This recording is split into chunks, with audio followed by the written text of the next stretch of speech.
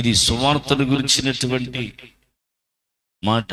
నాగటి మీద చేయబెట్టి దేవుని పొలం దున్నడానికి నాగటి మీద చేయబెట్టి,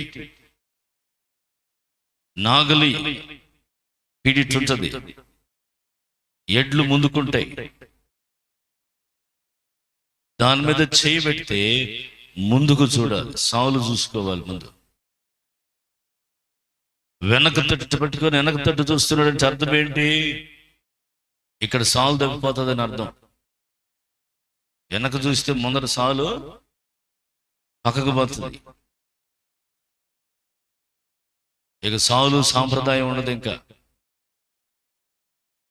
కాబట్టి ఆ యొక్క స్వార్థలో ముందుకు దిక్కుకే నడవాలి.